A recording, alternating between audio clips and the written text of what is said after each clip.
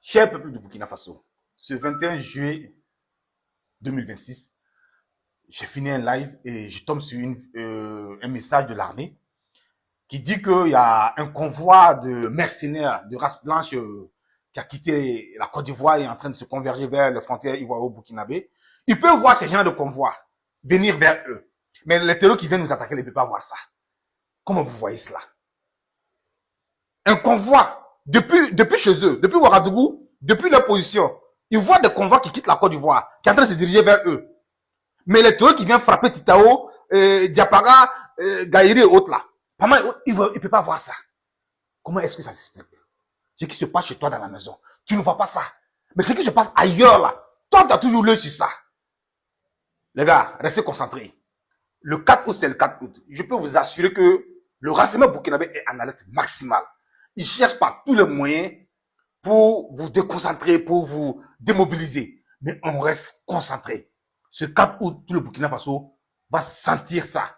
Tous les soutiens d'Ibrahim Traoré vont sentir ça passer. Et ça, je vous le dis clairement. Aucune force étrangère ne va venir nous aider. Ça, je vous le dis. Si vous vous asseyez, vous comptez sur quelqu'un qui va quitter ailleurs pour venir vous aider là. Vous allez durer dans ça. Ibrahim Traoré a compris cela. Donc, ils font tout pour, dans leur communication, toujours dire, toujours rejeter la faute sur les autres.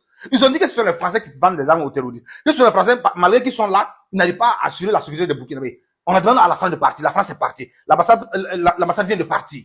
Mais c'est quoi ce problème-là? Pourquoi, à un moment donné, il faut qu'ils arrêtent? Il faut qu'ils arrêtent d'accuser la Côte d'Ivoire. La Côte d'Ivoire les a donné des armes et des munitions. Ibrahim Traoré a reconnu publiquement, malgré lui. Allez-y lui demander. La voiture dans laquelle il roule là, hein, double cabine là, qui lui a donné la voiture là? Demandez-lui, posez-lui cette question. Je ne vais pas vous donner cette réponse, mais allez-y lui demander, poser cette question. Donc, pour vous dire que le message qui circule, comme quoi il y a un convoi de mercenaires, il n'y aura pas de mercenaires qui vont rentrer au Burkina. Personne ne va prendre ce risque-là.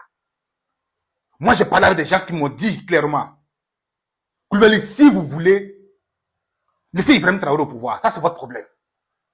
Mais c'est à vous de vous lever, parce que c'est vous qui étiez au dehors. C'est vous qui étiez dehors. Le peuple, on parle du peuple en fait. C'est le peuple qui était dehors pour réclamer Ibrahim Traoré. C'est le peuple qui doit sortir pour dire non, on ne le veut plus.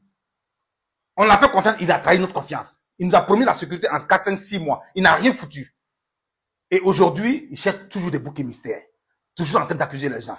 Toujours en train d'accuser de gauche à droite. Toujours dans la distraction.